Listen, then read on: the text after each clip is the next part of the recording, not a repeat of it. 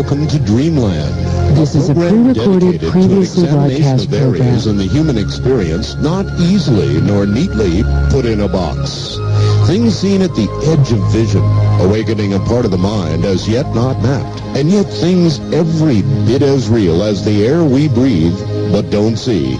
This is Dreamland. Good evening, everybody. It's Sunday evening. Welcome to another Dreamland. I'm Art Bell, and there's a bunch of news to catch you up on and a couple of programming notes, and we'll launch as usual with Linda Howe this evening, parked in Denver, Colorado. First, though, I would like to welcome to the Dreamland group KTUC AM in Tucson, Arizona. KTUC, one of the regular affiliates on the syndicated program, now joining Dreamland. Welcome, Tucson. And the person who had most to do with that, I guess, Mike Gabrielson, who is the program director at KTUC. Good to be in Tucson now with Dreamland. Also, WAIV-FM, the station manager there, Richard Parker in Peru, Illinois. So, Richard, thank you for getting us on in Peru, Illinois. Welcome to those two affiliates. Now totaling 75 as Dreamland. Of some animal mutilations that have been occurring now in eastern Colorado, making news there again. That state has had animal mutilations reported since the late 1960s, and recently there have been 4 animals reported to the El Paso and Elbert County Sheriff's Office in Colorado. 2 counties that had literally hundreds of animal mutilations between the 60s and the 80s. And another interesting piece of news while this is going on in Colorado is that the Anchorage Daily newspaper reported on August 29th that 3,000 caribou in the Alaska Peninsula near the community of king salmon have disappeared, and that wildlife biologists with the Alaska Department of Fish and Game are puzzled. Even many of the caribou had radio collars for scientists to track. The newspaper reported that where game experts expected to find a healthy herd of 15,000 to 20,000 caribou this summer, they can find only 12,000. At least 3,000 animals, possibly more, are either dead or missing. The Ken Pitcher, the regional wildlife supervisor, was quoted as saying, quote, "We just got kind of smacked between the eyes with this sudden and inexplicable decline. We're just kind of struggling with what is going on here." A fish and game veterinarian was involved in helping with the radio collaring, and he detected no obvious signs of disease among any of the animals handled by biologists. And he said, quote, "It's really one of those puzzling things. It's a little more mysterious than they had what they think was a also sudden disappearance of the herd a few years ago that was never fully explained." So that falls in the category, again, of missing animals. And then on September 13th, at 4 o'clock in the afternoon, an eyewitness in New Mexico, north of Las Vegas, New Mexico, reported to the local sheriff that he had found a dead and mutilated cow. There was another dead cow nearby that was not cut, and most astonishing of all, a cow was moving across the pasture on its side with its back moving toward an unusual sound coming from a canyon near the pasture. Moving on its side, Linda? Moving on its side. By itself? Well, there was nothing. I mean, this was the astonishing part of this eyewitness account, and you're going to hear this in a moment. He's standing there near the mutilated animal and a dead animal nearby, and suddenly one of the cows in the pasture comes into his view, moving toward and with simultaneously with a very odd and loud, intense sound that is coming from a nearby canyon. And he has a .30-06 rifle because he's out hunting, as you will hear him explain. He's out hunting some bear. He has a .30-06, and he ends up trying to shoot at the sound. And this stops the animal moving, but it is still a very strange story, as you will hear as I play this excerpt. All right. Wow. And then he went up into the mountain because I was hunting bears. I was walking through the canyon, and it's about, I'd say half a mile away from the house. And when I came upon that cow, when I saw it, they had that hole, and it kind of freaked me out. And it kept on getting closer. I saw another cow, but it didn't have a hole. It didn't have the mouth, mutilated or anything. And I was just looking at it, and all of a sudden, I heard that noise. And Can you describe the noise as best you can? The noise to me sounded, I've heard it before, or, when I first came here, it was the middle of the day, about 2 o'clock in the evening, 2 or 3. But it didn't faze me, I didn't think about it. And I just ignored it. I looked out, and I looked up toward the canyon, but it was the same area. It was like the opposite area from the area where I had seen that cow. And I heard that noise, when I really got here about a month or 2 months ago. And I didn't pay attention. I thought it was somebody working with an arc welder or somebody working. But it sounds like an arc weld sound. It goes or something like that. Mm-hmm. But to me, it sounded like an arc weld. And that's what the first thing that came into my mind in those few seconds, it just came into my mind about that noise. And all at the same time, everything like happened so quick, when I heard that noise, then all of a sudden I heard the cows that I had passed. When I was looking up the canyon, I had passed those cows. There's quite a few cows. And I looked back because I heard the running of the steps. And I turned around and I saw them all running the opposite direction. So when I turned, those few seconds I turned back to look at to hear, or to look toward where the sound was coming from. And as soon as I saw that, I seen this cow that was at the other side of the bench. And when I saw it being pulled, it was on the other side of the bench, but it was being pulled right through the top of the brush, or right through the brush. And I would see the cow at a good maybe 50 feet being drugged, and then making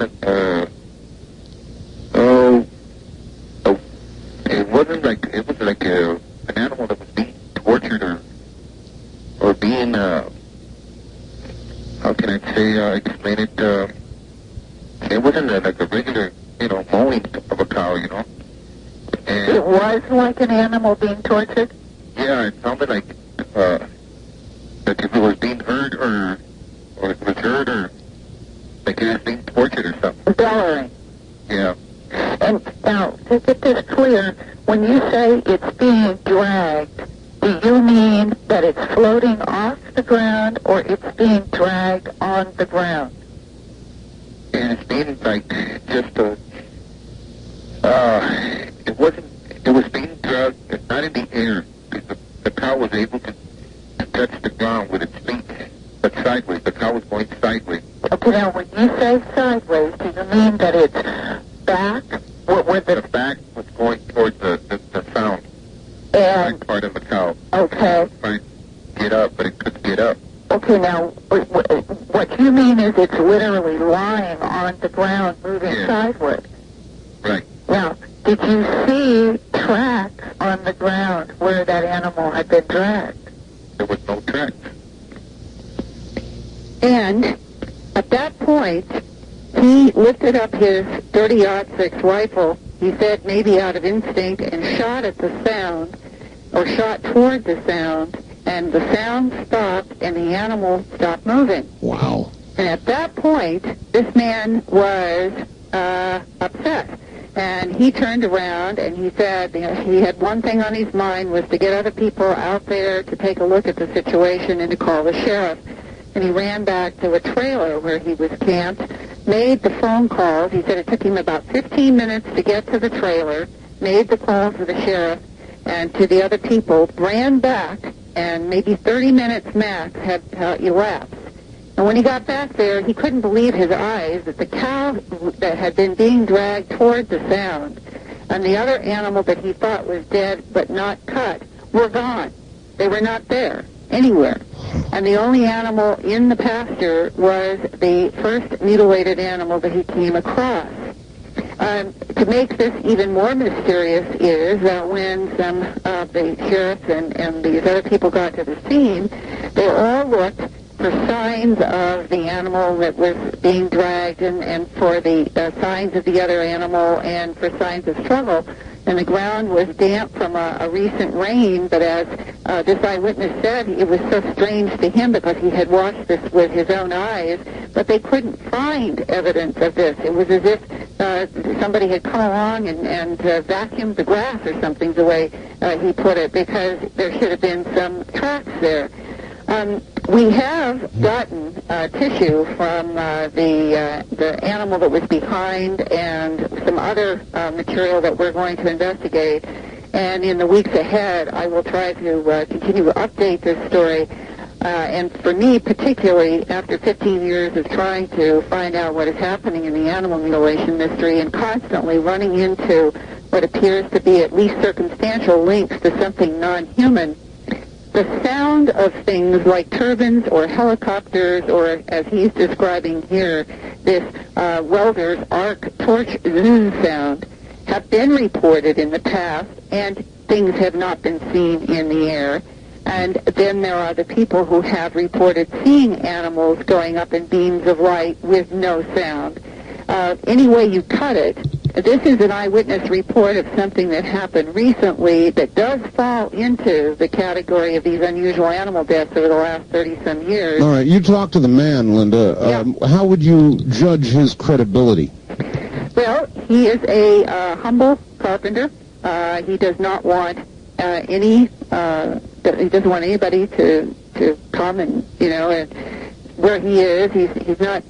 He doesn't want to be on hard copy. He does not want to do anything. This is his most, an anonymous eyewitness report, which is valid because the newspapers in New Mexico did report this story. Mm-hmm. But he doesn't have anything to gain. He very honestly reported it to the sheriff's office and reported it to other people because he was so astonished. And further, I have had a veterinarian go and examine the animal. And there is, from the standpoint of the vet, the jaw was stripped clean in an unusual fashion, as has been reported in all the unusual deaths. And he thought that in and around the jaw area that there was sign of a high heat. So, again, this is a very puzzling story, but it is consistent with the high strangeness that's been reported in these events in the past. All right. Well, there's that incident, and then we've got the stuff going on in New Mexico, and now you're talking about Colorado. I have a question for you, Linda. Right. As we look out over the years of the kinds of things that you investigate, there have been intense periods of activity. Are we in one of those now? Yes, I would say that 1989 was the beginning of what seems like a cycle again, where it was reported many dozens and dozens of cases in Idaho and other places, and then as we got into the 90s, there were more mutilations being reported from Canada through more scattered parts of the United States. Last year, the whole northeastern Alabama story was so filled with lights, with strange helicopters, with strange sounds of helicopters, and with mutilations, and people videotaping these odd-moving lights, that you had everything that's been reported over the last 35 years concentrated in Alabama. But it also included South Dakota and Canada and England and Scandinavian countries and Germany, France, in the past 2 or 3 years. And now this year, it has been, in some ways, we've had some of the highest strangeness mutilation cases because Dr. John Altshuler and I are working on this research grant. We're able to work with more veterinarians and pathology labs, and I have tried to report some of the very interesting cases like the Las Vegas and the continuing saga in northern New Mexico. Mm-hmm. And in these cases where we've had strange, unexplained excisions of skull bone, for example, with no known way that this could have happened, especially when there was no excision on the outside of the head, these kinds of high strangeness cases have definitely been a part of this year as much as any time. And now we've got an eyewitness to a cow literally moving on its side across the pasture toward a very intense sound coming from a canyon, but with nothing visible. And these are the this is what makes this phenomenon so hard to investigate, because there are pieces of it that a lot of people say, well, it just can't be true. But it's been going on for 35 years, and how it will continue to evolve for the rest of this year is what I'm going to try to keep up with, because there are mutilations that are being reported in a variety of places, not with the intensity of New Mexico and Colorado and other places currently, but it is not confined just to the West. Well, I know that you had planned to be home this weekend, this Sunday, and you are not, because Right. it's continuing to go on. So That's right. off you go on more adventure. What about next Sunday?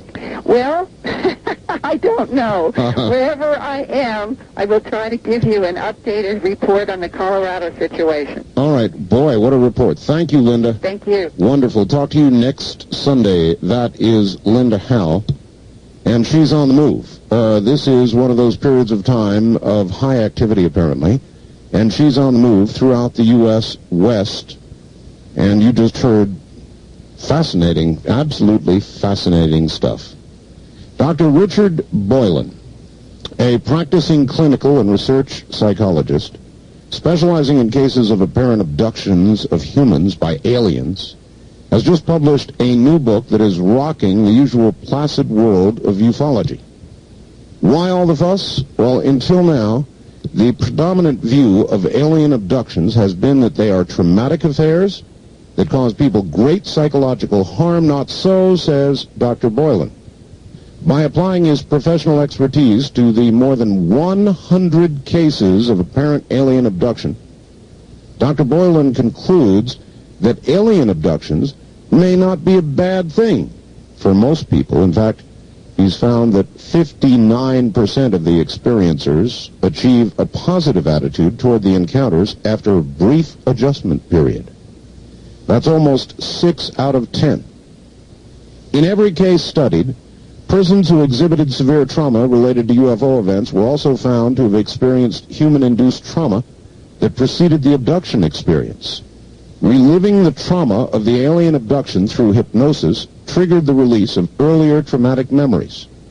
Hypnotists and researchers who are not professionally trained to make such subtle distinctions are quite likely to confuse the trauma from previous human-induced experiences with the trauma from the abduction, and consequently reach unsupportable conclusions about the true nature of alien abductions and their effects on humans.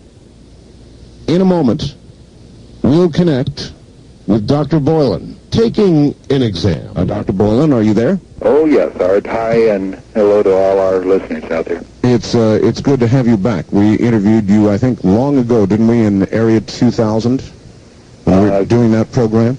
I think that may have happened. We're certainly happy to be back, and certainly have some updated findings to share with everybody. All right. Very briefly, because we've got about a minute, give us a little bit of your background, Doctor. Well, I'm a clinical psychologist, and I also do research and some consulting. I've got a master's in education, a master's in social work, and a PhD in psychology. These degrees are from Fordham and UC Berkeley and UC Davis. I've been a former county mental health director. I've been a psychotherapist for 23 years.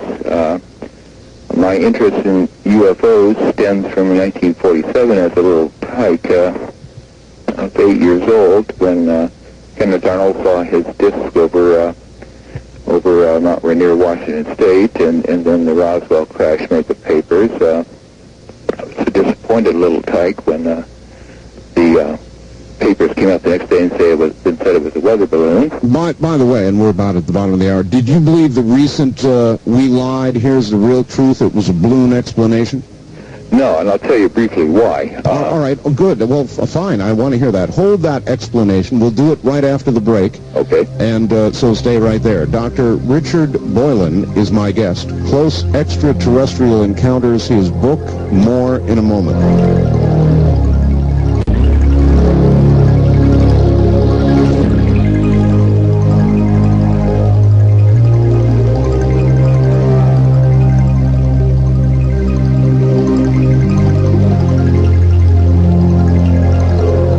Kingdom of Nye. We continue with your calls on Dreamland with Art Bell. Call Art now, toll-free at 1-800-618-8255. 1-800-618-TALK. First-time callers, area code 702-727-1222. 702-727-1222. Or the wildcard line at area code 702-727-1295. 727-1295 in the 702 area code. Now again, here's Art Bell. Now again, here I am. Good evening, everybody. I'm Art Bell. My guest is Dr. Richard Boylan. Dr. Boylan, are you there, Doctor? Oh, yes. All right. You said that you do not believe the recent announcement by the Air Force regarding what happened so long ago, back in 1947. Why don't you believe it? Well, I've got three reasons.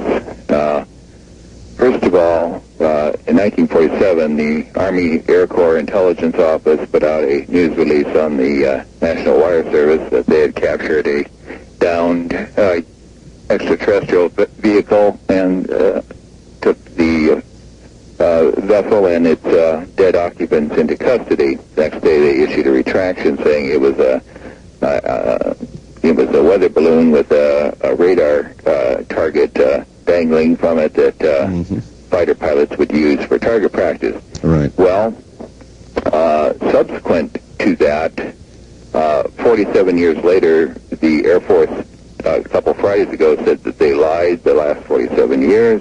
That wasn't a balloon with a radar target dangling from the bottom of it. It was a balloon with a high-altitude particle sniffer hanging from the bottom of it to detect if the Russians had recently set off nuclear weapons tests. That's right. There's two problems with that. Well, three, actually. The first one is that several years ago, Air Force General Bose went public and said that we concocted the weather balloon story to cover up the fact that we had to get that disc and those dead bodies out of there. We need to buy time. We didn't want everybody crawling all over the place, so we put out the weather balloon story. The second problem with it is that, as I understand, the Russians did not begin atomic bomb testing until 1949, so it didn't make much sense to be sending up a detector for test in 1947.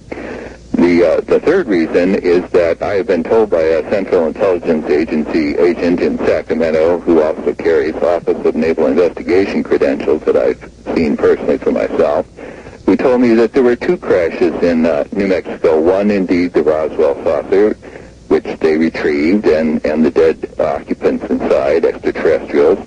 And another one farther to the west in New Mexico, where, again, the military special unit retrieved the downed UFO and its occupants. Only one of them was alive, and this extraterrestrial was taken into custody and detained and lived for several years. So those are the three reasons why I don't think the Air Force balloon hoax number 2 is any better of an explanation than Air Force balloon hoax number 1 was. Why then, if you look at it from their point of view, Doctor, it's kind of strange that they would bother midway in this giant cover-up, to sort of admit lying and then concoct another very similar story. I mean, why even go through all that? Why not just let time take care of things and stick with your original story? Why bother with all this extra stuff? And especially with such a pathetic story that most 8th graders could develop a better cover-up story than that. Exactly. Okay, I think there's two things going on here. One of which is that the Government Accounting Office, the congressional investigating body, is hot on the trail of Roswell. As you know, Congressman Schiff ordered a study to retrieve the documents from the various agencies on the Roswell saucer retrieval, or, as he put it more delicately, just what exactly happened at Roswell. Mm-hmm. I have written to my senator, Senator Feinstein in California, and she has graciously responded and joined Congressman Schiff in ordering the GAO investigation, requesting it, I guess would be the correct phrasing. By the way, Doctor, where does it go from here? Does it now close down because of their explanation? Oh let me pursue this. So now we've got two, and I understand there's a third congressperson going to join this. The GAO, I have gotten, Senator Feinstein was kind enough to send a report from the national, an international security expert for the government accounting office, saying that he is now getting full cooperation from the agencies involved. Mm-hmm. And I understand from a usually well-informed source that they've gotten 9 feet of documents from a Department of Defense documents catch in the Midwest related to this, and are now pouring through those. Mm-hmm. There's pressure because the truth is going to come out on Roswell if anybody still needs to be convinced. The second thing is that I think what is going on here is an extremely sophisticated disinformation psychological warfare project, and here's what I mean by that. If you were in the shoes of the cover-up folks in the government on the UFO matter, and if you knew that forces were at work, as they are with the GAO and so forth, and all these witnesses to Roswell, whose depositions have been taken by this Washington, D.C. law firm, and all ready to go the minute Congress holds hearings, and people are working on having Congress hold those hearings, if you knew that all this excrement was in the fan, so to speak, and it's all going to come tumbling out, then how do you do damage control? Well, one of the things you can do is, first of all, get people used to the idea that the government has been lying to them about UFOs. And this silly dispatch they put out a couple Fridays ago conditions people by saying we lied for the last 47 years, but here's a better version of what actually happened. Yes. Number two, by putting such an absurd, almost identical false explanation for the saucer retrieval and the dead extraterrestrial body retrievals out, they are, to the average person, beginning to make it very clear that not only has the government lied, but the government has not been doing a very good job of covering up this with believable alternatives. And it's sort of like the story of how you boil a frog. You just increase the water temperature 1 degree at a time, and by the time you reach boiling point, the frog doesn't care because what's 1 more degree? Yeah. And so the American people, by the time this comes out, they're used to, A, the government's been lying to them, and B, that there's pathetic stories that you shouldn't believe, and everybody kind of knows that the government's been covering up this anyway, so that it's more likely to be a big yawn when the final shoe drops. Well, I don't know about a big yawn. I mean, if the final truth was we lied, they were aliens, I'm not sure that's a yawn. Well, the Gallup polls and other polls have indicated that about half, or a little better than half, the American population believe UFOs are real. And I think if you push the same folks another notch, they'd say the people who are piloting them are real. And if you push them another notch, I would imagine the majority of those would say there's certainly a strong likelihood that some of those craft have come down and landed on the ground. So I go around the country speaking to people, not only at UFO conferences, but in shopping malls, as I talk about my book a bit. And I'm hitting a cross-section of America, and I want to tell you, people are not grabbing their hearts and falling over with heart attacks when they get some evidence that UFOs are real. Everybody kind of knows. You may remember, Art, a couple of years ago in the New Yorker, there was this wonderful cartoon that showed this couple in their bedroom, and the man is being hauled off by 4 extraterrestrials out the door, and his wife, who's really kind of nonchalant about the whole thing, is sitting up in bed, looking at the TV, and her only question to him as he's being hauled off by the 4 ETs is, do you want me to tape Murphy Brown for you so you can see it when you get back? In other words, to get that cartoon, the American people have to be so used to the game plan, the drill of how ET encounters go, that a group shows up, they take you out of the bedroom, you're gone about an hour, and you come back, that they would get that cartoon and get the point behind it. Well, Well, you're a psychologist. You're suggesting we are being conditioned. Oh, let me put it a little starkly. Yes. Here's as stark as I can put it. The UFO cover-up is the largest single and longest-lasting psychological warfare project in the history of the world. It is the most money's been spent on it, and it has been directed at the internally at the American public by its own governmental agencies. Well, that's stark enough. Listen, before we leave Roswell, which we will, you said there was a second crash. What can you tell us about that? Not a whole lot. This individual did not go into more detail. I kind of put two and two together with what Randall and Schmidt and Stan Friedman have been researching about rumors of a second craft that went down more or less on the plains of San Agustin near Day-Till, where we now have the National Radio Astronomy Observatory, the largest complex of radio deep space listening dishes in the world, and sending dishes. That's another story. And that there are conflicting reports about said craft, but there are some indications that people saw some activity out that way. All I'm saying is that this CIA official who had nothing to gain by pumping additional data in my head volunteered this up when he was trying to infiltrate into my research group. Infiltrate? Well, he wanted to attend meetings that were designed for people who've had ET experiences. He didn't have one, and I would imagine he was doing it on Uncle Sam's time. Fascinating. All right. You've written a book called Close Extraterrestrial Encounters. You've researched, what, about 100 well, 130 cases now, plus. 131's going to walk in this week.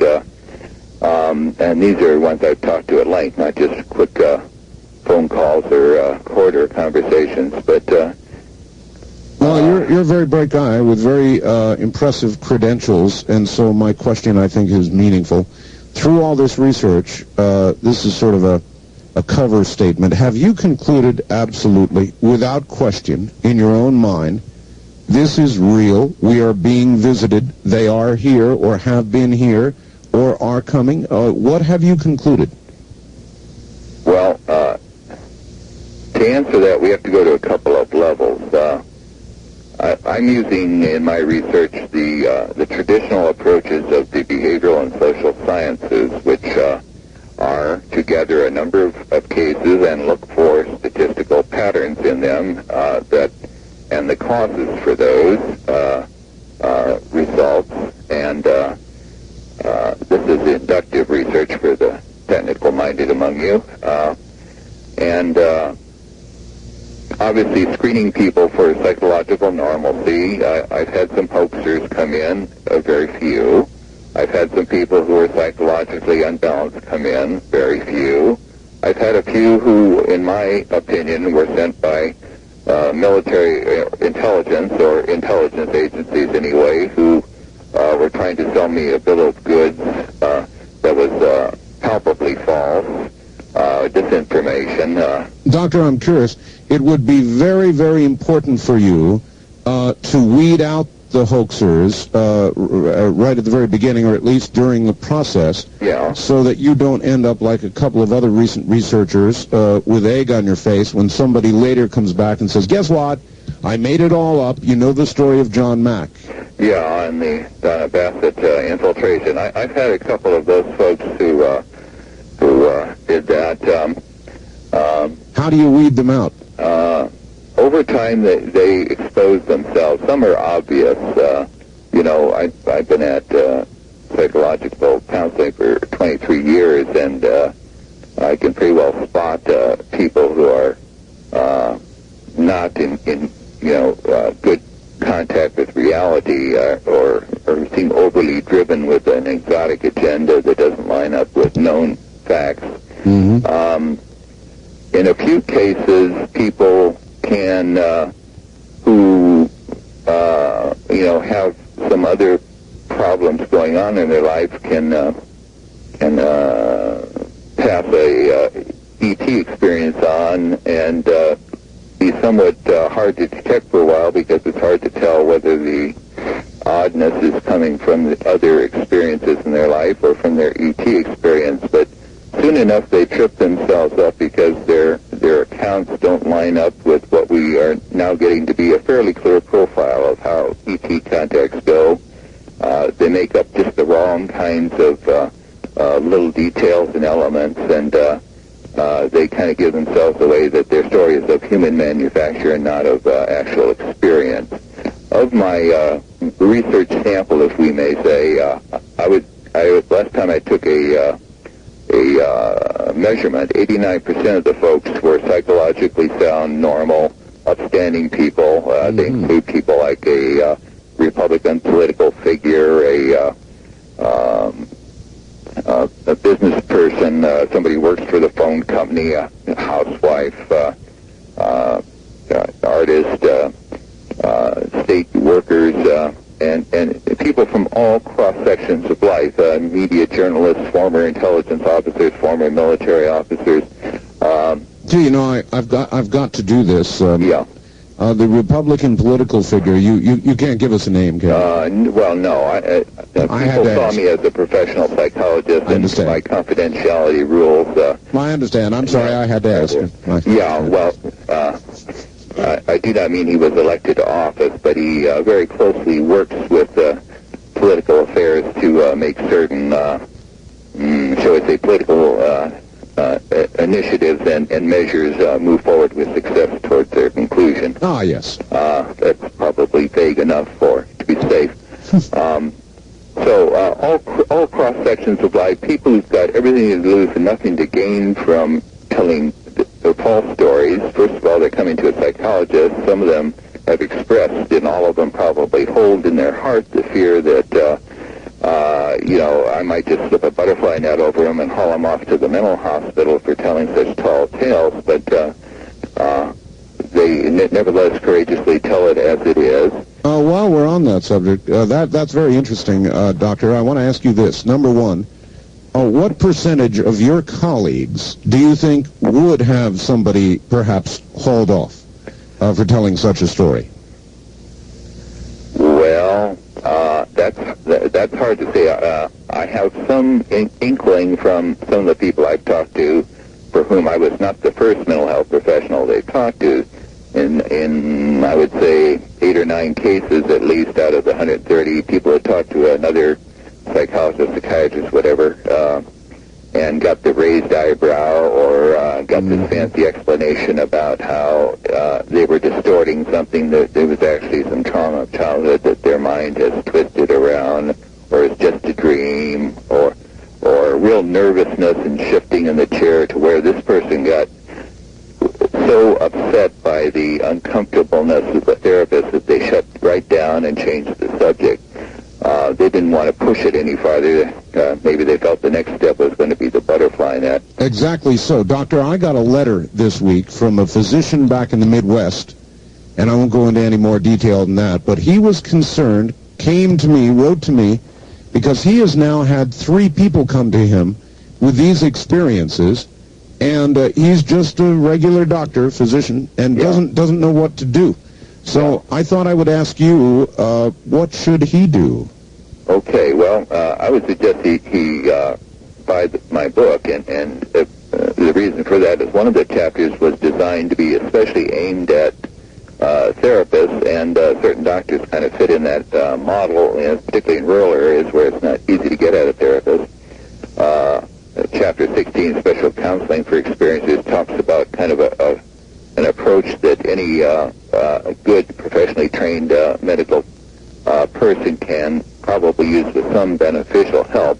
I also want to let him and all the others out there know that we've just formed an association for therapists who work with people who've had close extraterrestrial encounters. It's called the Academy of Clinical Close Encounter Therapists. It has been recognized by the state of California and the federal government as a nonprofit educational organization. Leo Sprinkle, Dr. Leo Sprinkle's the president. Dr. Ronnie Kilday, acting Surgeon General of Finland, is vice president. I'm the secretary treasurer. We have another couple therapists on the board of directors, and we have therapists starting to pour in their application forms.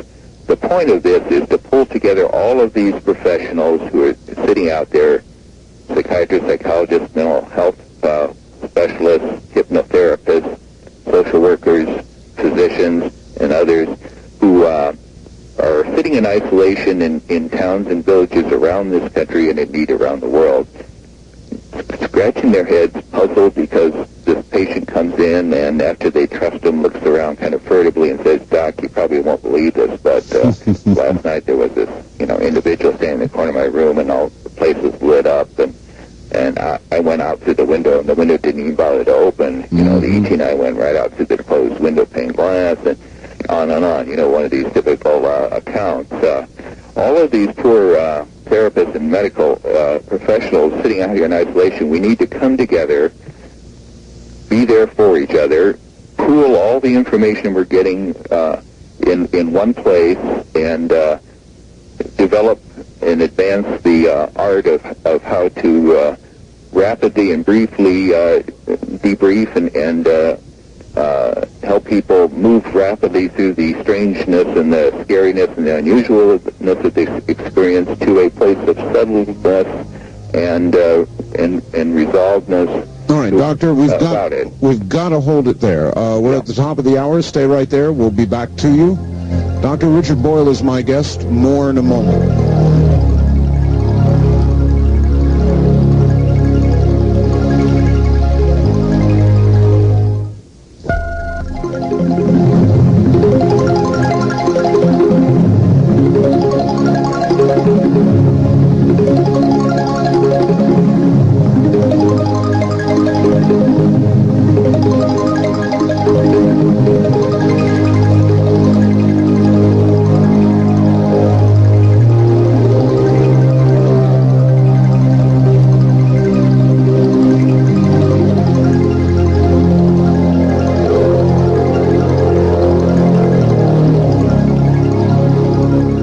Talk 102.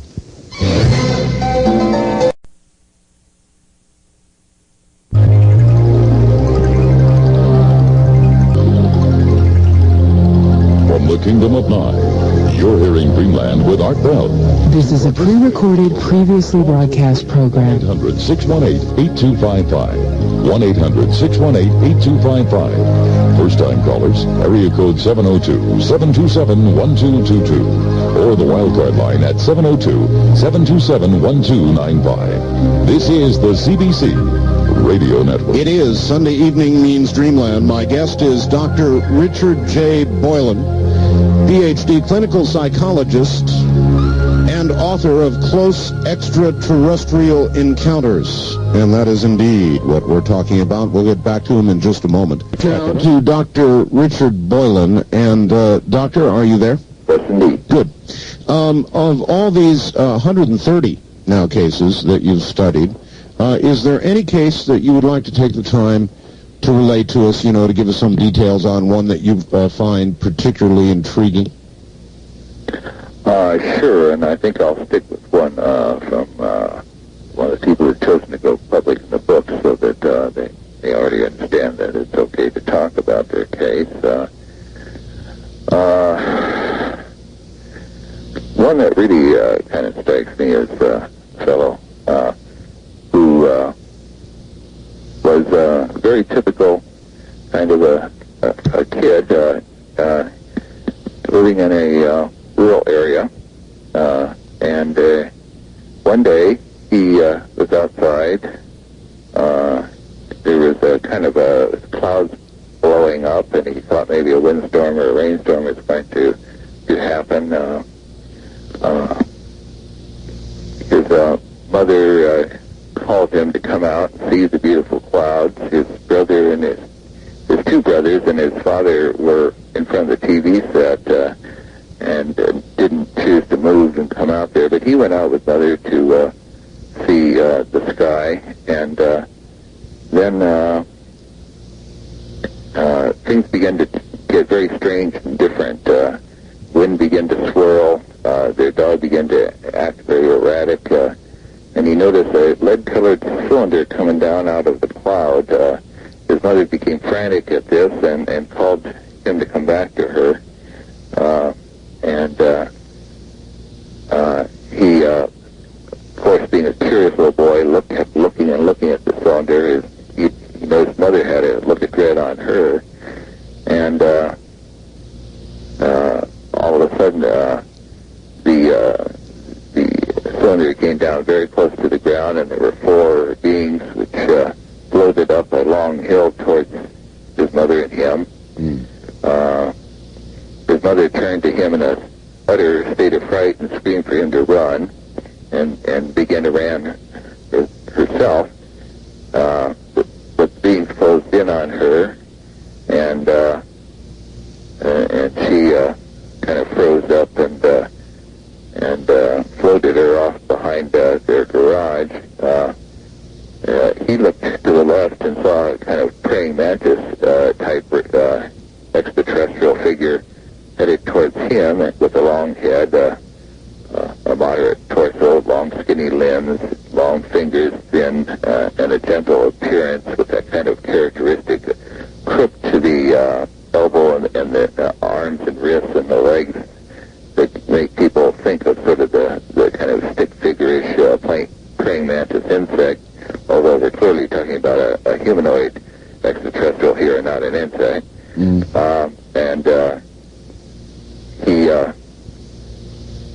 put his head in at the corner of the house and wet his pants. He was so scared. The praying mantis extraterrestrial grabbed his arm, and suddenly he felt no longer afraid.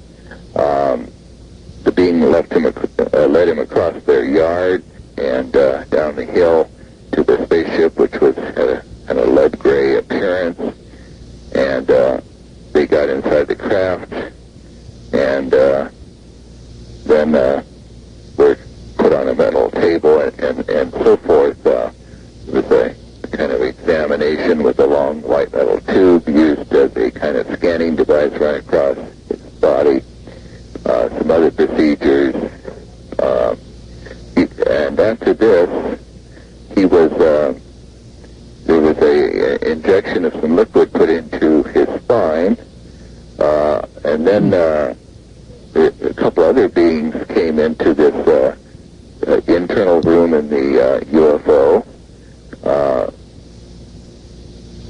They were seated at a bunch of controls. He could see out his yard outside the window of this craft. They then took out a book and told him this was the book of truth, that he had known its contents but had forgotten it. It looked like a bunch of kind of Chinese-type letters he couldn't understand, and very wiggly lines of text. And but somehow the idea about what the book had to say burst into his head, even though he obviously didn't know how to read this language, and he got that it was about the contents, about the need and the laws of balance in the universe, the love of all living things, dangers coming for the earth, and coming changes, and so forth. And he was then told that when he reached 33 years of age, which was a long way off for a grade school age boy, that he would have a greater understanding of events, and that for now he need not bother to consciously remember this experience. He was told a sort of a parting message from the extraterrestrials. They took this book of instruction or book of truth and turned it over, and there was a bright orange symbol that looked like a sun, except it's the rays or arms of fire, if you will, coming off the central circle of this sun-like symbol, rotated in a direction to the left, I believe, and he was told he should remember this symbol. And then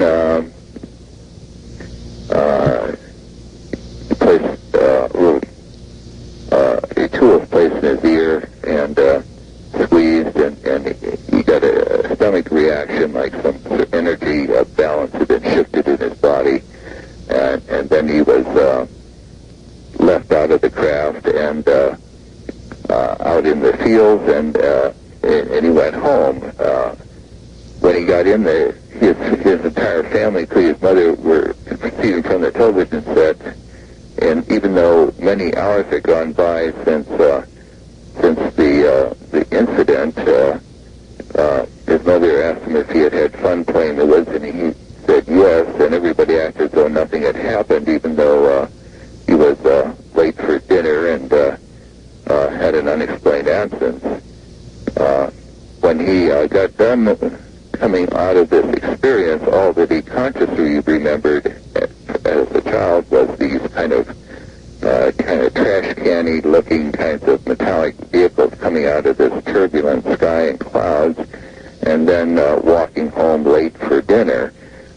When we got together and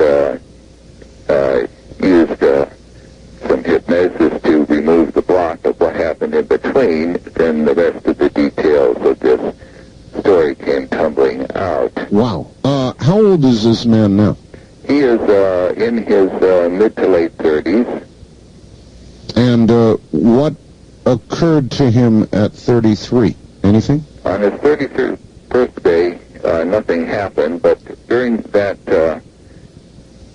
year, he began to have dreams of flying through space and reunions with aliens that had visited him when he was 11. And he got a distinct message that he should go, here's where it gets real interesting, go to the mountains and there would be some answers to his questions.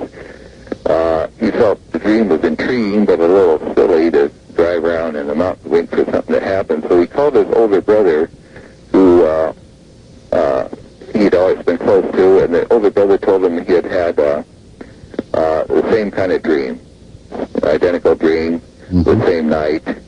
And so with the same idea that he should go driving in the mountains, then he would know where to go and that something important would happen.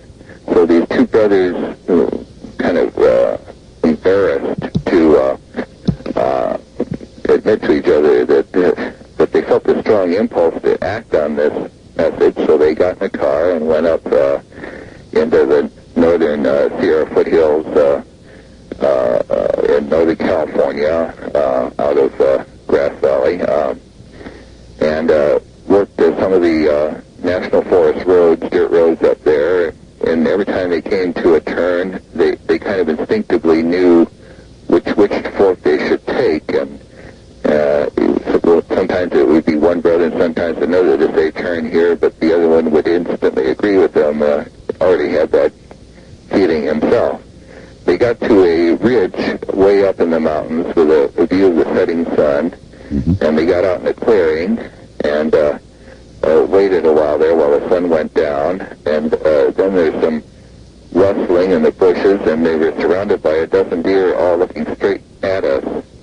And his brother, who had had some previous ET experience, knew that he said they're here, and he was referring to extraterrestrials. In other words, he didn't think those deer were deer. That's not usual deer behavior for a whole herd to come out and surround a couple of humans and stand still and stare at them. Absolutely not.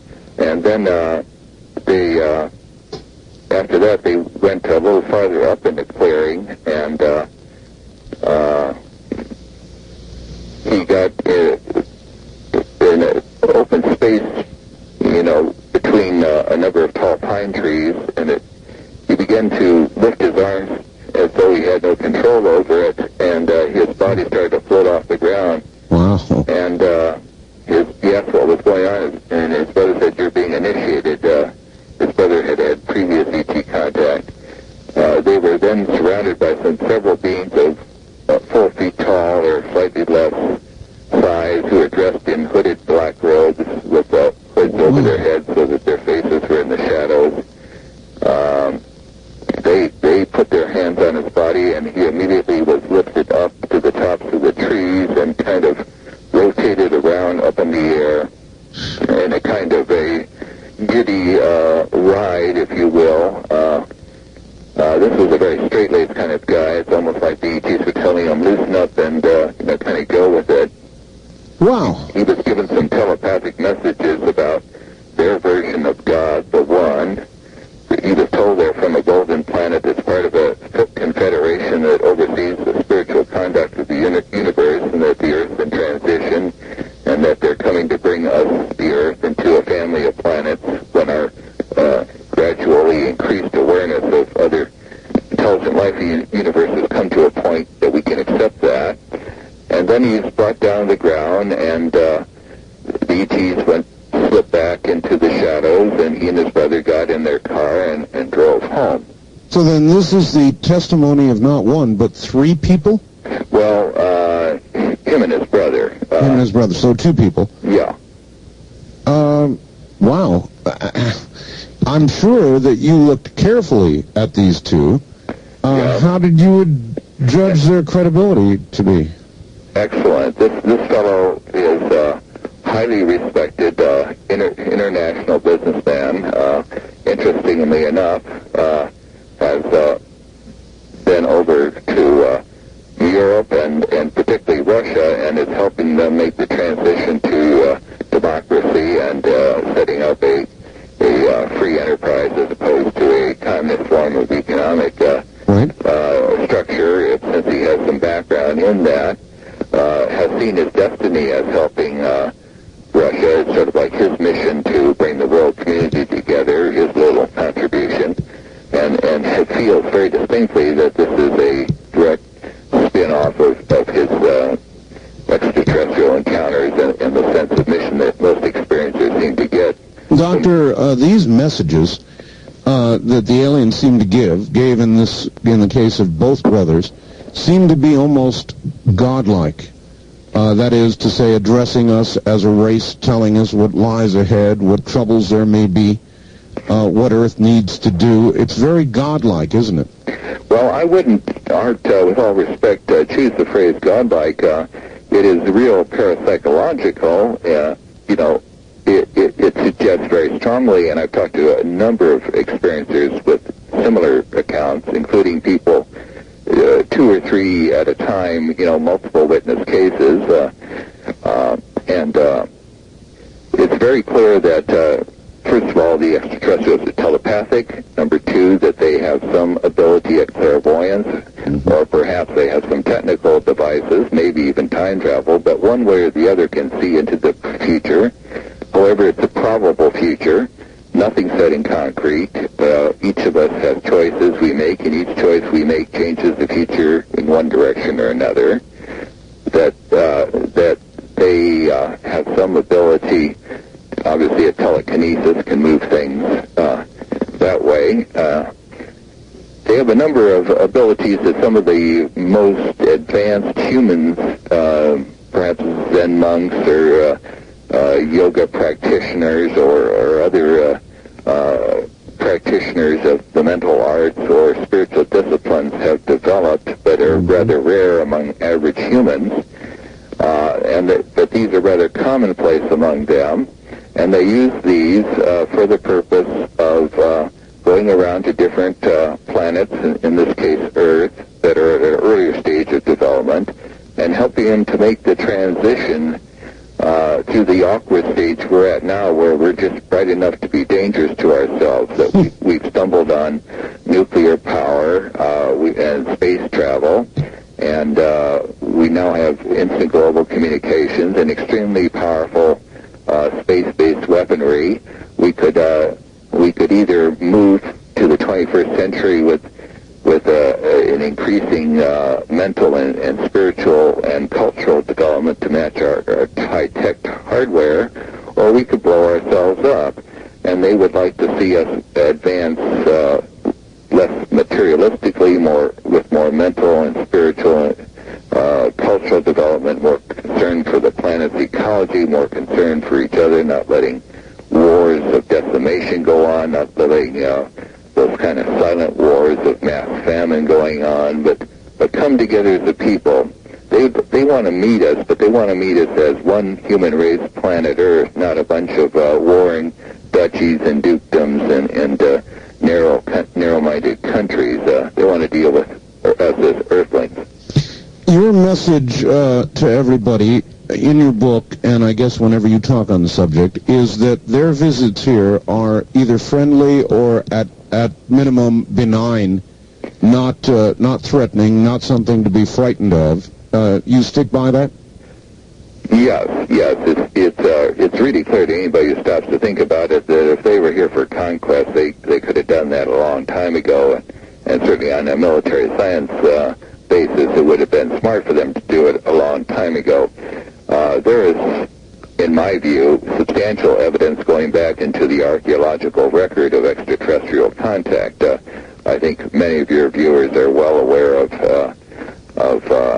a number of researchers and writers who've talked about evidence in, primitive cave paintings, rock drawings by ancient people showing people wearing helmets, and the ancient traditions of Native Americans in this country, particularly Hopi and Sioux, Dakota Sioux traditions of star people coming down, the Aboriginals in Australia having a similar tradition, and so forth around the world. Certainly the Mayan high culture of astronomy and numeric sciences,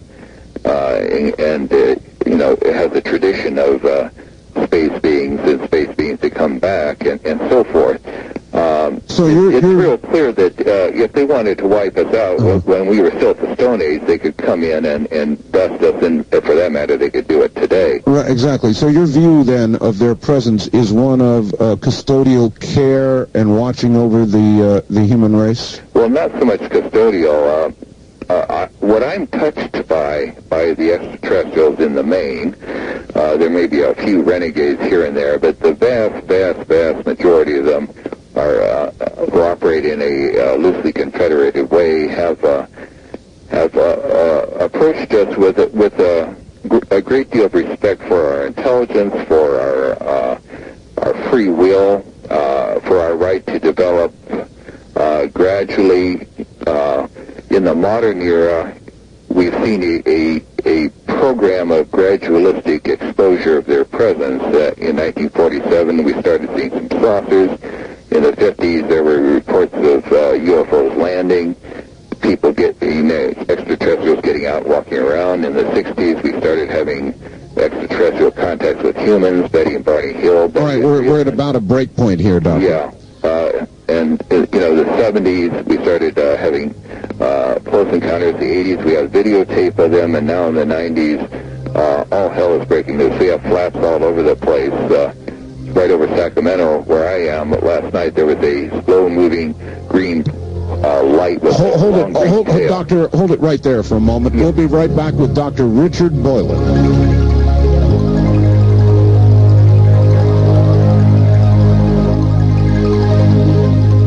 This is a pre-recorded, previously broadcast program.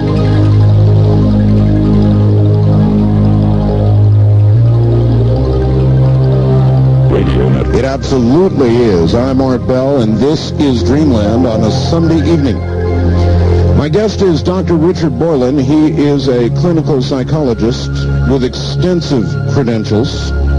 His book, Close Extraterrestrial Encounters, Positive Experiences with Mysterious Visitors. And yes, we're about to get the telephone lines open, so if you want to begin lining up, that's just fine.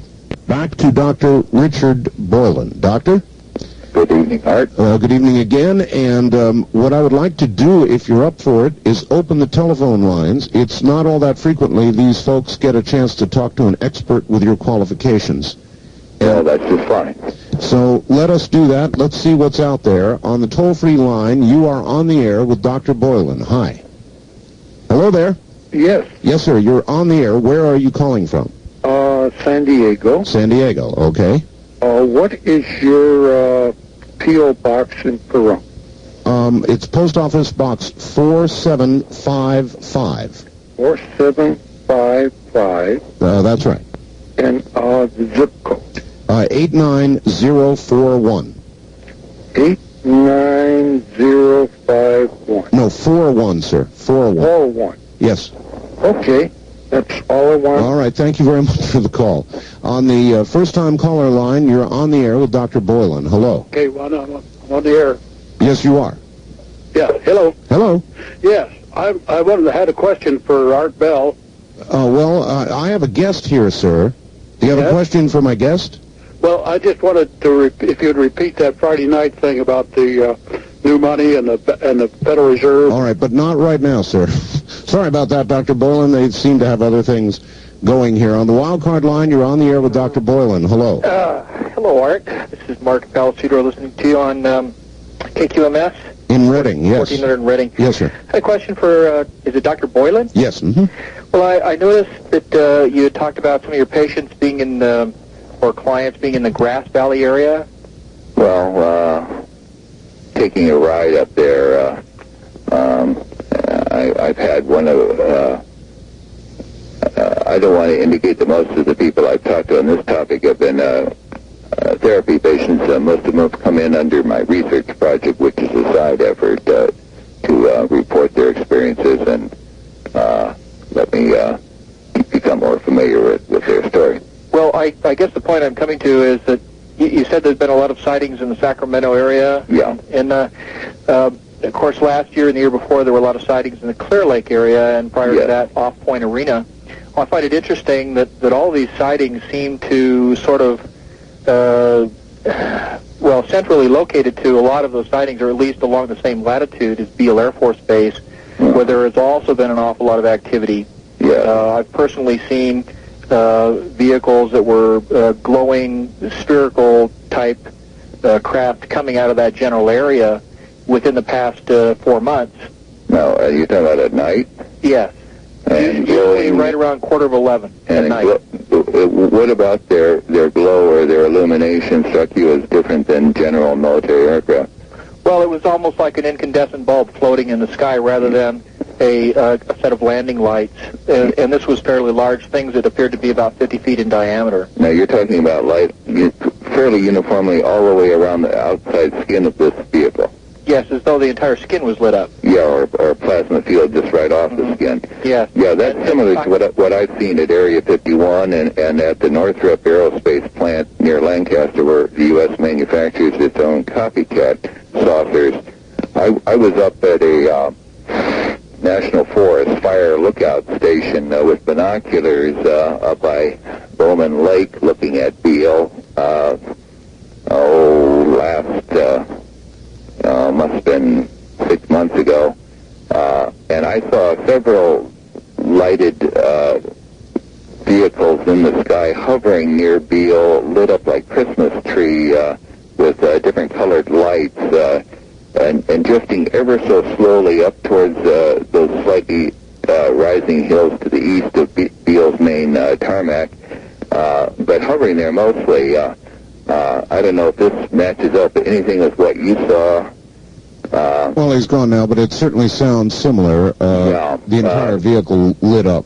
Yeah, well, there's some very strange stuff going on. Beale is a highly classified base. The cover story is that they used to keep the Blackbird SR-71 reconnaissance spy plane there before they sent them down to Holloman, and now they're going back and using the U-2s. Well, there are U-2s there, but that doesn't make a whole lot of sense.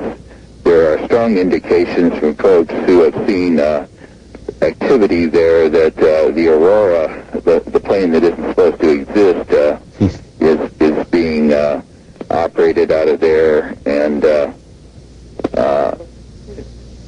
there may be even more classified material going on. There are persistent UFO sightings in the general area, and it may not be an accident that this space surveillance base that, by way of various technologies, pulls down information from the edge of space about what's going on from that vantage point is also a place of a lot of UFO sightings. All right, let's keep moving. A lot of calls, Doctor. Toll-free line, you're on the air with Dr. Richard Boylan. Hi. Thank you. Hi. Turn your radio off, number one, and number two, tell us where are you calling from? Seattle, Washington. Seattle. All right, go ahead. Go ahead, sir. Yes.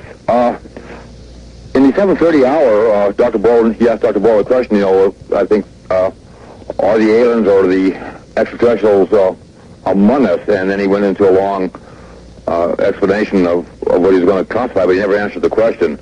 So are they here now? Well, that was all right. That was kind of a composite question. I was simply trying to ask you what you have concluded, Doctor. In other words, are they really here?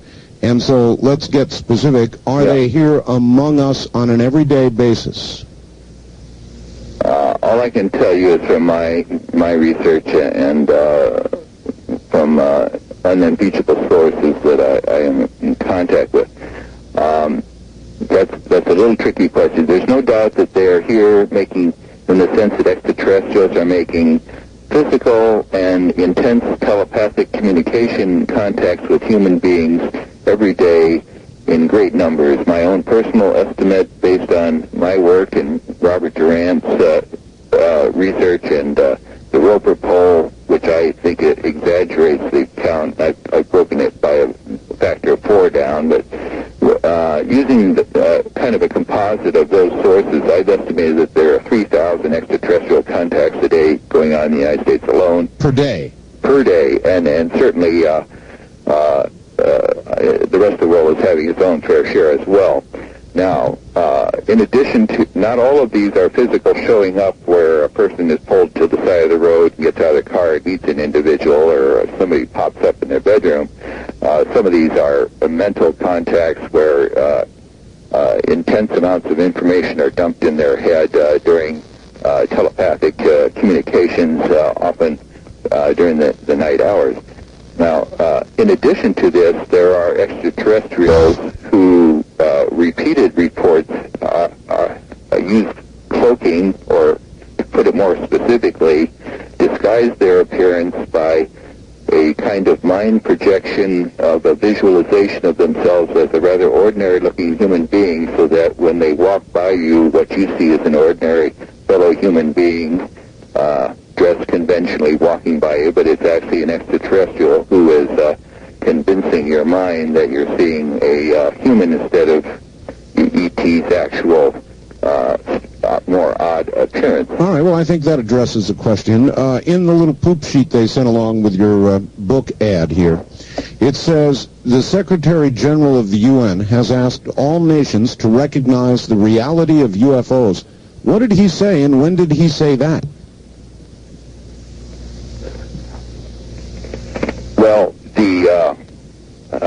I'm not familiar with that exact quote. The UN the General Assembly took a resolution some years ago in the late 70s that the phenomena of UFOs appeared to have enough reality basis that there should be an intense study of it, and there's been a subsequent effort to get the UN to move ahead on that since then. Well, I'm sure that was it then. That sounds about right. Certain people have talked, highly placed individuals, I don't want to give away privileged conversations, but internationally famous UFO researchers that anybody would recognize instantly have talked with the UN leadership, and it's pretty clear that they're aware of the ET phenomenon and are trying to, in their own way, find a way to deal with it. All right, on the toll-free line, you're on the air with Dr. Richard Boylan. Hello. Hi. Hi, where are you, sir? I'm in Phoenix. This is Henry. Hello, Henry. In Phoenix. I wanted to ask our guest here, is he convinced that they have considerable power to influence and to even deceive if they wish, and put over whatever information they want to on a telepathic or whatever manner to humanoids? All right. Yes. When are they practicing to deceive, Doctor? Well, I would want to distinguish the two questions, whether they are influencing individual humans and human cultural evolution. Yes, certainly they say that they're doing that. Individual experiences are experiencing it. They're being prompted to take up special projects that are serving the purpose of both bringing out the ET reality and moving ahead humanity towards more peaceful and cooperative, less violent ways, and to getting the ET reality message out. Practicing to deceive in the sense of an unnecessary deception just to be crooked or dishonest, I have seen no evidence of that.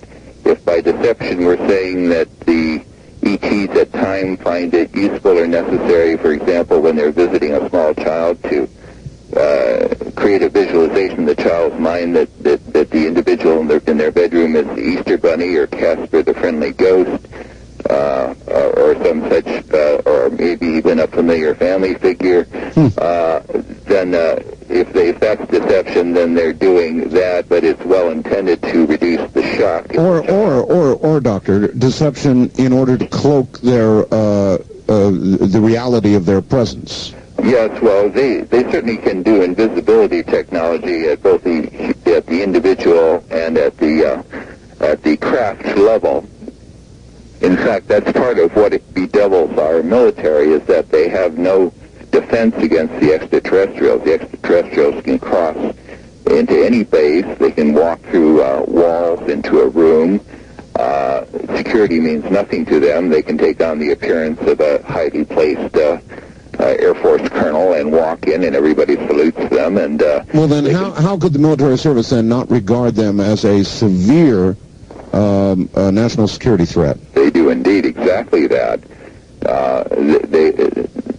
That is quite clear that the National Security Agency successfully resisted a Freedom of Information lawsuit to divulge documents that they held about ETs and UFOs, and they said that if we were to release these documents, this would constitute extremely serious damage to the national security of the United States.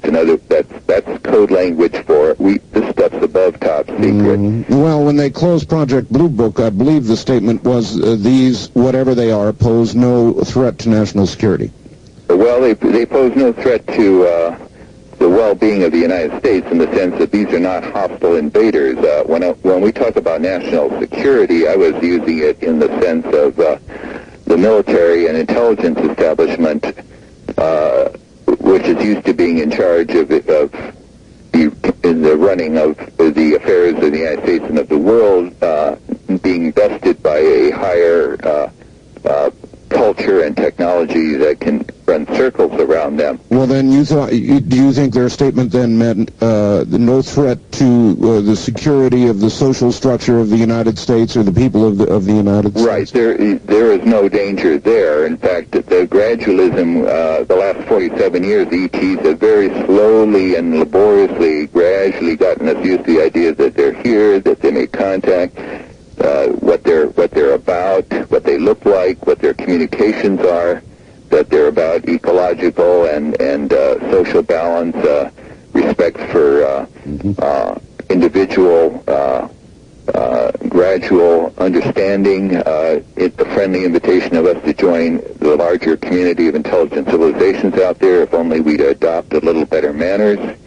That is a gradualism that shows a lot of respect for us. They're definitely not a conquering power, and they're not arrogant in their superiority. All right. On the wild card line, you're on the air with Dr. Richard Boylan. Good evening. Good evening, Art. This is Greg up in Mountain Home, Idaho. How you doing? Just fine.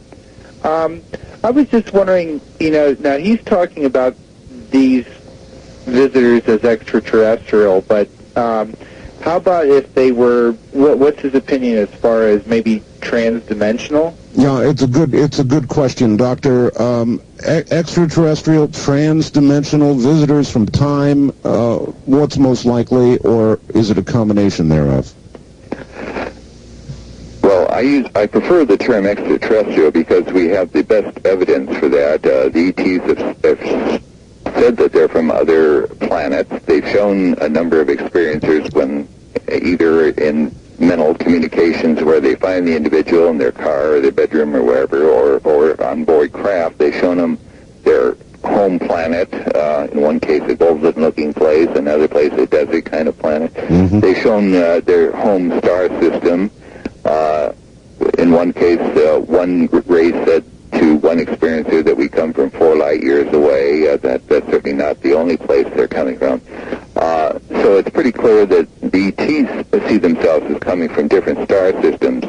Now, I do not take particular issue with either the transdimensional nor the time travel explanations. I don't think those are alternative in the sense that they're from our future or from our past, and that they're just earthlings that have evolved and let's say and come from the future. Because the ETs indicate they come from other planet sources. Plus, now, with the description you gave us, there would be some pretty nifty tricks of evolution ahead. Yes. Now, I think in getting here, given the nature of space-time and the bending thereof to make extensive travel in any kind of reasonable time frame, it may literally be true that the time on the ET's home planet would be different than the time on planet Earth. That they may or be, from their point of view, either in our future or in our past from their home planet's time, and vice versa.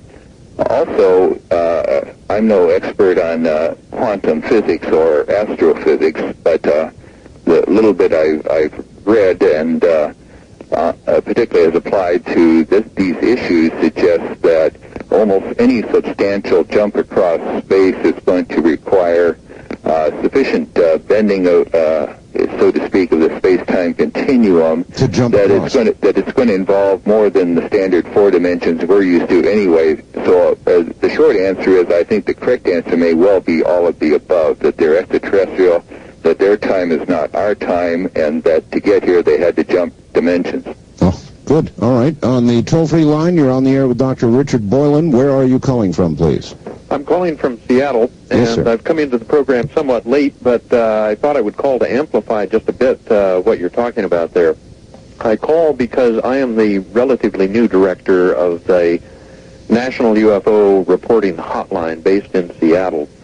I took over that position just about 30 days ago, and I just thought I would call to share with you and with your listeners the fact that what has come over this hotline in the last 30 days or so is just nothing short of astonishing. And I speak as a relatively experienced ufologist. I have taken probably at least 4 calls in the last 30 days, point of fact, more like the last 15 days, from people who have had, it would appear, if we can believe what they say over the telephone, and in most cases I think we can, appear to have had personal interaction with either ships or beings. And I think it's very important to share with your listeners, the American people, the fact that something clearly is going on that our government is not even talking about. Thought I'd just call to share that with you. Well, I appreciate it, and I'm sure you do too, Doctor. It's really the same thing you're saying. Yeah, we've had flaps, and it's very interesting, like the Michigan flap over Lake Michigan near the shores of the state of Michigan. Oh, yes. You know, it was all over the Michigan papers, but I was up in Dayton, Ohio last weekend at a UFO conference and asked the audience there how many people heard about the Michigan flap, and Ohio touches borders with Michigan. Doctor, nobody have heard of anything. Okay, Doctor, we've got to pause here. Every line is lit. Stay right where you are. We'll be right back. Dr. Richard Boylan is my guest coming up on the hour.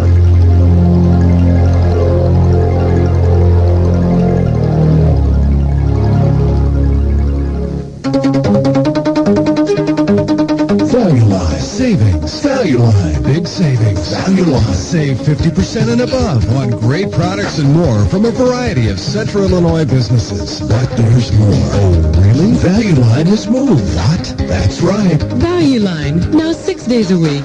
Listen Monday.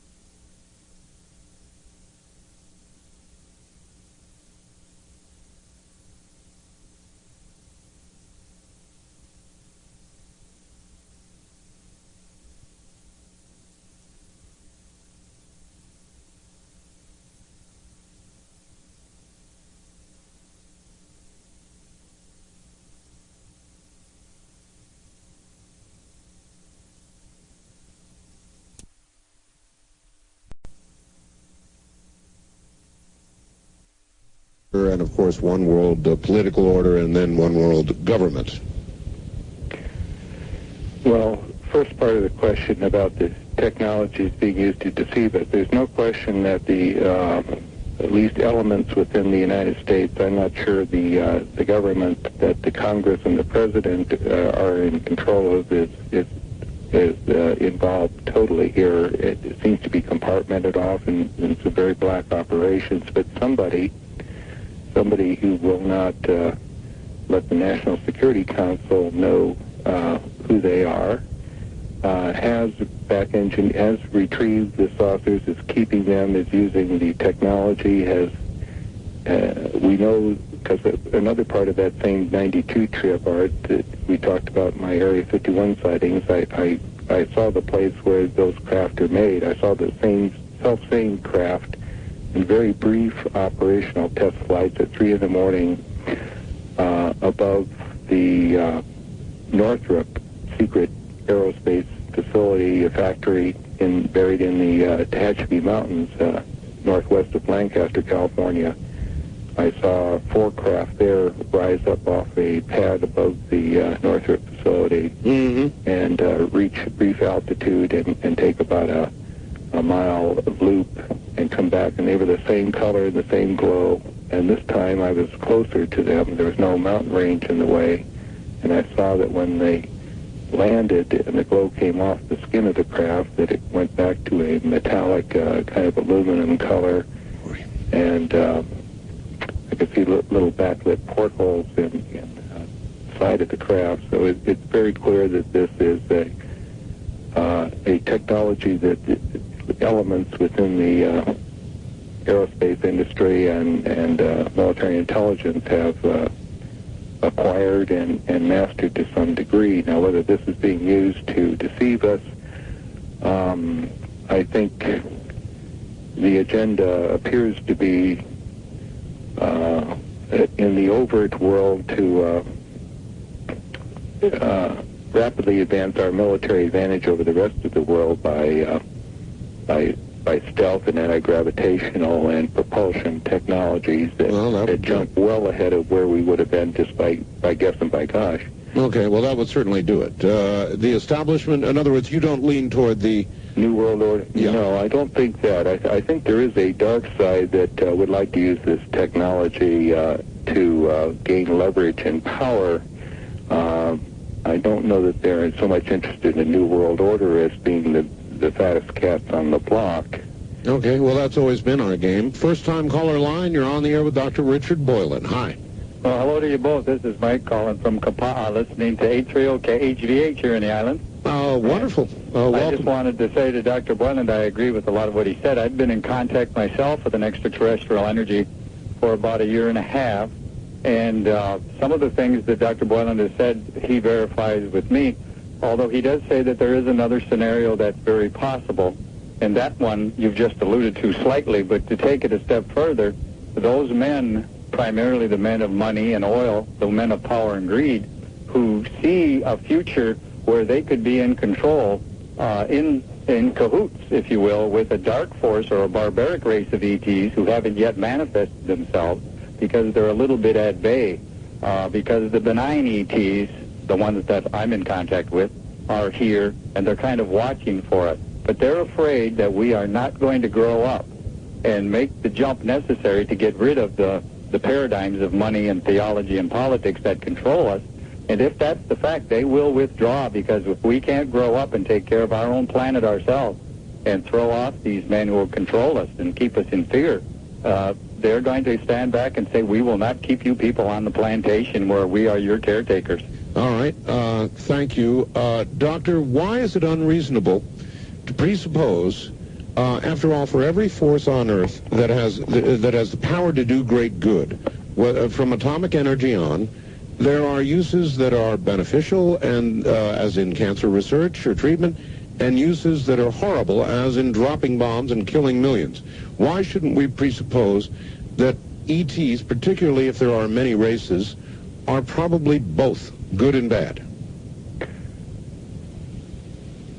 Well, first of all, we proceed from evidence. There does not seem to be evidence of a race-wide set of baddies out there that have demonstrated a track record of evil doing.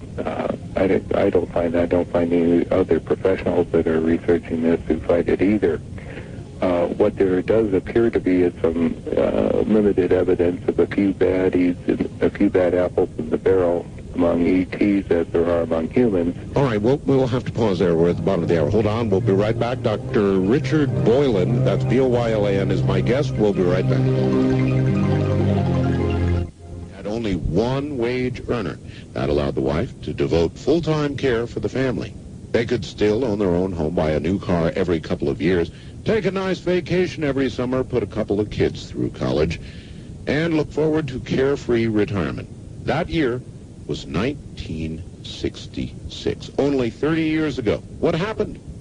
Well, to have the same standard of living today, you'd have to net, after taxes, about 10 times the income of that year. Very few of us have been able to keep pace. What's happened to our beloved American dollar, the American dream? For the answers to these questions and more, I want you to call my friends at North American Trading and ask for their free newsletter on the decline of the dollar. That number is 1-800-877-9799. It's completely free. The number, 1-800-877-9799. Back now to Dr. Richard Boylan. Doctor, are you there? I am indeed, Art. All right, well, here we go once again. First-time caller line, you're on the air with Dr. Boylan. Hi. Hi, how are you? Fine. Where are you, sir? Well, gentlemen, I'm talking to you through the miracle of Clear Channel Radio. I'm listening to KSTP out of Minneapolis, and I'm about 30 miles east of Dickinson, North Dakota on Highway 94. Wow, it is a miracle. All right, well, you're on with the doctor. Go ahead. Listen, I'd like to make a one point, and that is that coming up here, I've only seen this promo in a movie theater, and that is for an upcoming Star Trek film entitled First Contact, where supposedly at the end of the film, the first contact is made. And I wanted to ask the doctor... I believe that's going to be with Jodie Foster, isn't it? I don't know. I think so. Yeah. The first question is, earlier in the conversation, you made reference to the Revelation, and I wondered as to your thoughts about the Great Deception as this relates to the emergence, if you will, of ETs and the announcements that are forthcoming. And secondly, in speaking with some of the spiritual people that I and my wife are associated with, they've indicated a spiritual transition in the general population of the world, and I wanted your thoughts on that. All right, let's do it. First Contact, that motion picture, so many other motion pictures, part of a plan to get us ready? I believe there's been a history that certainly is documented back to World War II of the government using the film industry and thematic films to condition the public to everything from patriotism to hatred of the enemy to other purposes. There are consistent reports of CIA advisors on the sets of Close Encounters of the Third Kind and E.T. I didn't know that. To help with the storyline there. Certainly that the CIA has admitted in recent years that they have plenty of assets within the media, and the film industry would certainly be part of that. As to the announcement, I think that is upcoming. A source who's a former Air Force intelligence officer within the aviary says that the government is expecting an alien landing in the United States Southwest in the springtime of this coming year within a few miles of federal public land. And the source claims that world leaders, including the U.S. President, will be involved and presumably present for the landing. And that later in the year there will be a further series of landings that will get publicity, possibly newspaper or even television photographic coverage worldwide. Now, I always have to be a little cautious with this kind of a source because the potential for disinformation is there, and yet the source has been pretty much on the money in the past. Let's say for the sake of argument that this leak is accurate, that the government is operating from the perception that they don't have any longer the next springtime before it pops out in the open. Right. And this, by the way, is equivalent to the predictions of everything from the Native American shamans and other peoples to what the ETs have told experiencers and what psychics and remote viewers have seen looking ahead into the near future. All of them converge on 97 as the big year. So if you were sitting in government and you knew that the jig was up by the end of spring 97, you would be putting the pedal to the metal in terms of getting the American people ready for the UFO reality and ET presence. Beginning right after the election. Yes, I would expect after November 5, after everybody's won or lost the presidency and the congressional and Senate seats and local, all the damage that's been done and all the gains that have been gained are done, that we're going to see a level of disclosure accelerate that's going to make the leaks we've seen this year look pale by comparison. And I do not expect that President Clinton's positioning the national conference on what we should do in space next, given life on Mars, in November after the election, is any coincidence. Everything that's been done so far has been very well thought through and carefully, meticulously planned. So I think that may well be one more major shoe dropping leading to the announcement early this coming year. Would you expect a great spiritual, attending to the second part of his question, a great spiritual change following first contact? Yes, but I already see that happening now.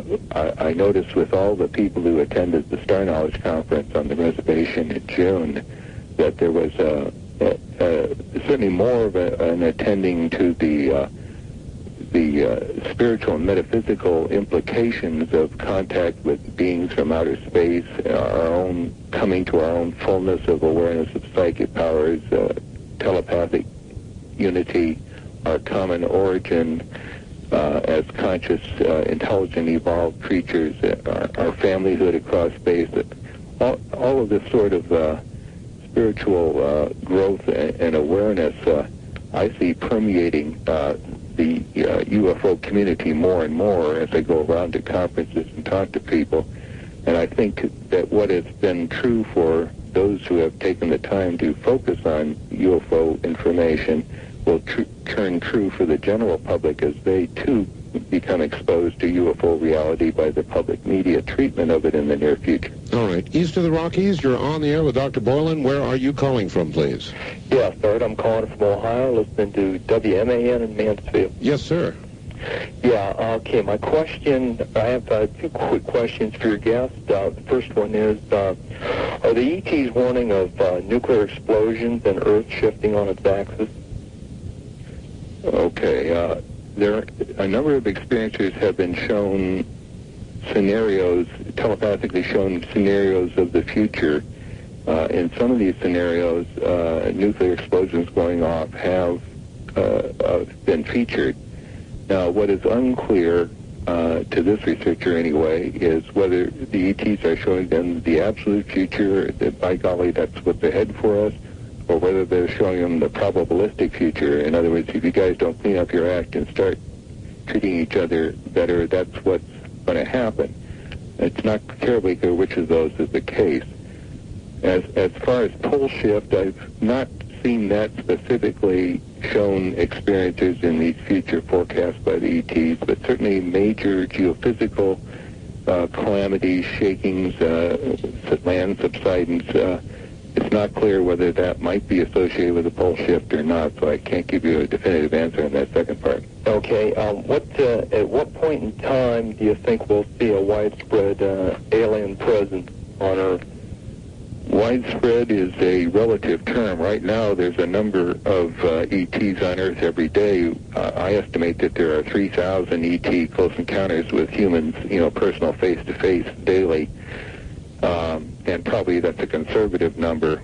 Now, if you're talking about open circulation in public and society, I think we will see first open contact next year, and I think events will evolve from there depending on a mutually negotiated degree of readiness by Earth's representatives and the ETs as they work out some kind of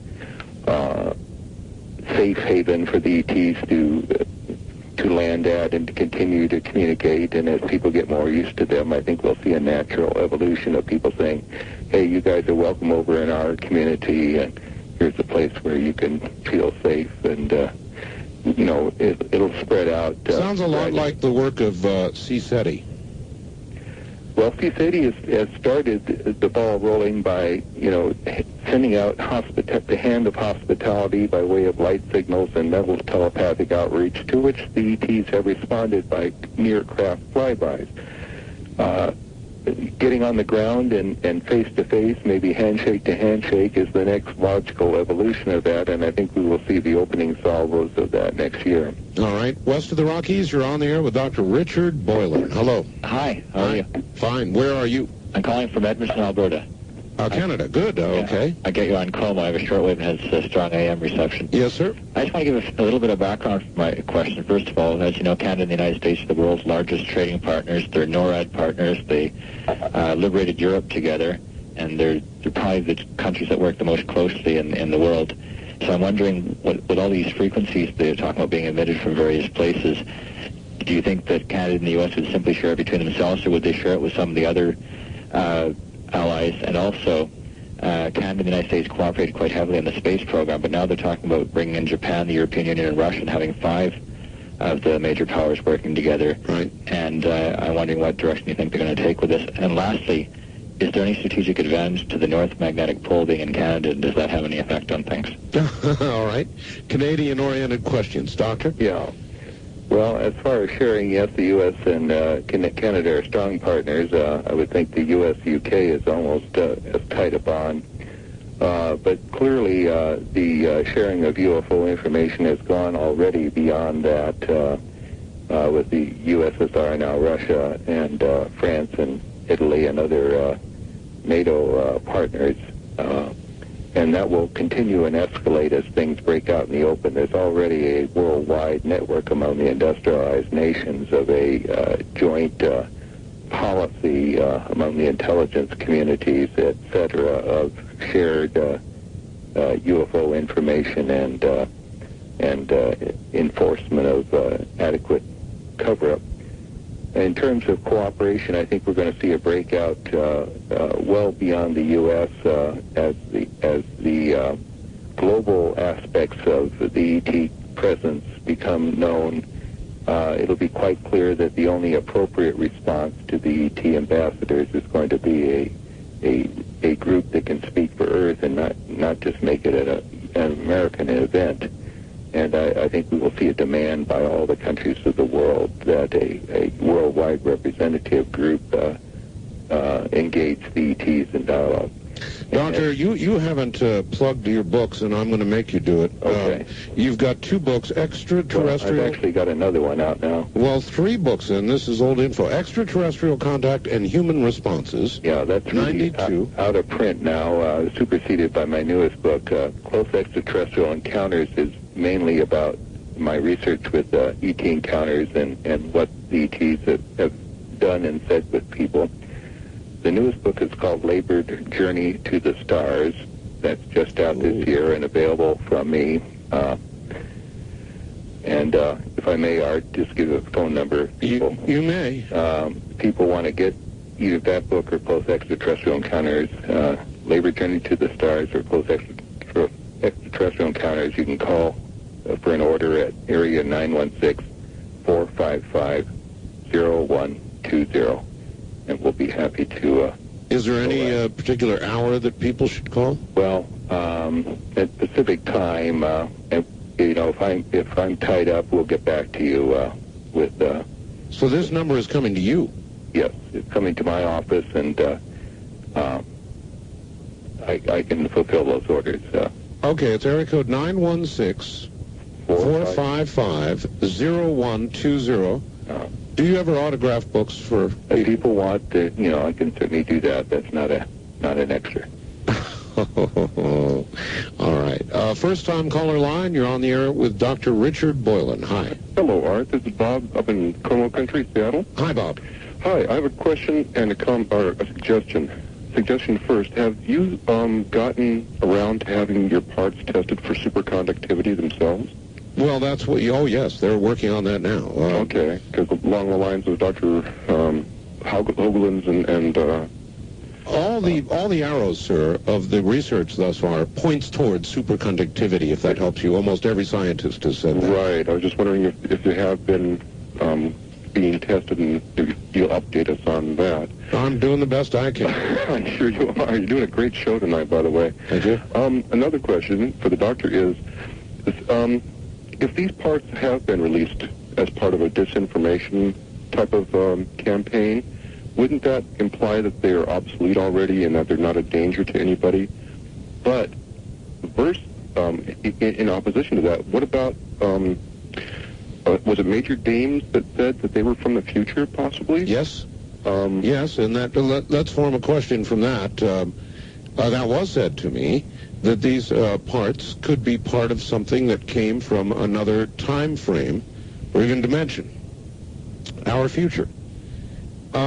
What sort of credence do you give to those who discuss the possibility that we are being visited from the future or another dimension? Yeah, okay.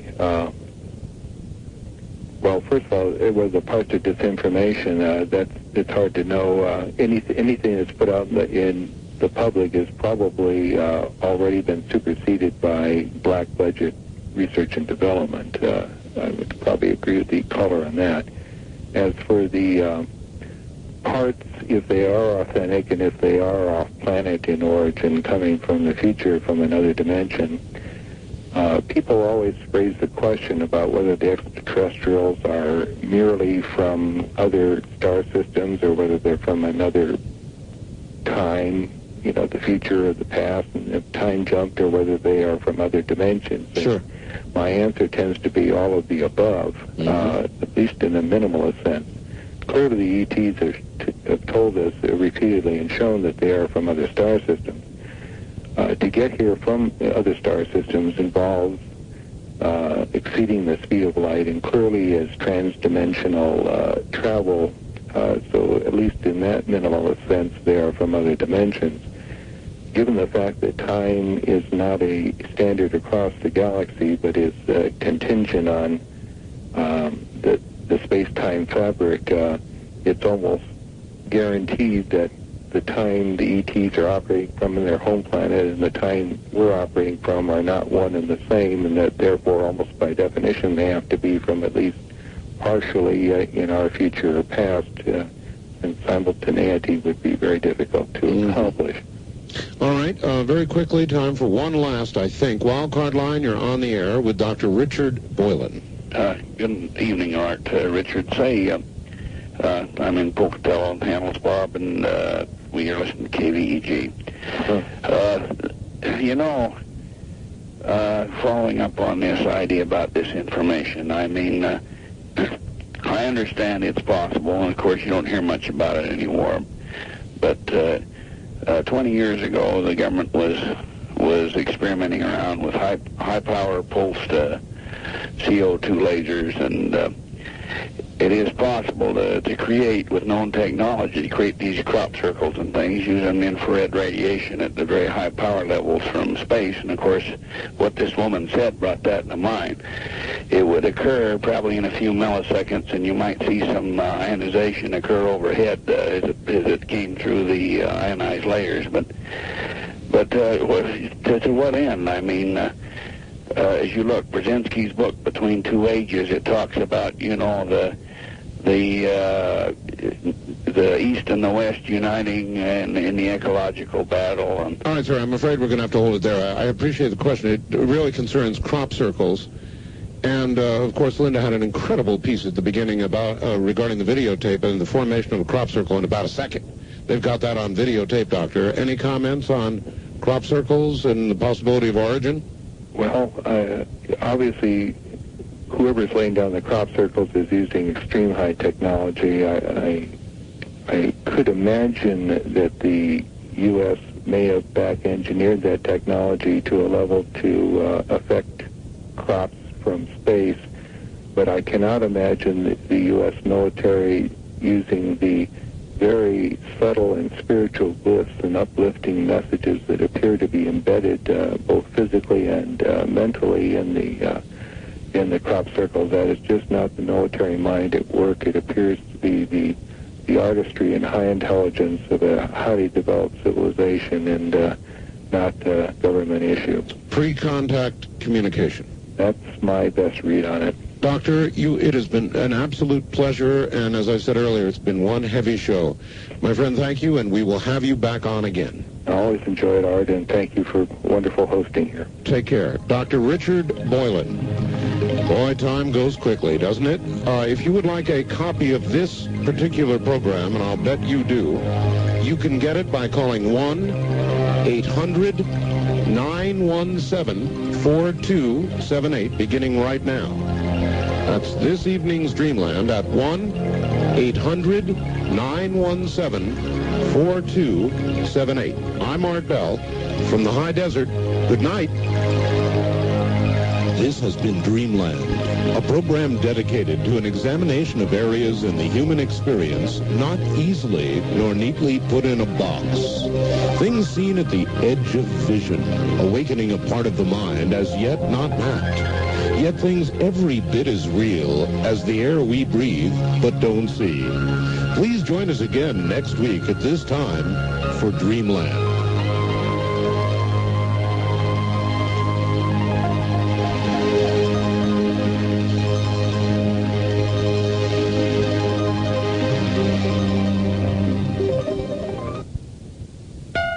WTAZ, Milton, Peoria. Is your tennis game more frustrating than invigorating? Is the only time you approach the net when you've just hit another backhand into it? Is your overhead smash a flop? It could be because you're concentrating too hard on your opponent and not hard enough on the ball. It's how you play the ball that makes the difference between winning and losing. And now you can learn how to play the ball and play winning tennis from America's foremost tennis instructor, Vic Braden, the instruction editor of Tennis Magazine. Vic's groundbreaking new instructional video, How to Play Winning Tennis, is free with your one-year subscription to Tennis Magazine. That's right. For just $16.77, you'll get a full 12 months of the world's #1 instructional tennis magazine, and the video is free. Learn to play the ball and win. To get your free half-hour video and one-year subscription to Tennis Magazine, just call 800-346-3622. After all, if you can't learn winning tennis from Vic Braden, it's time to take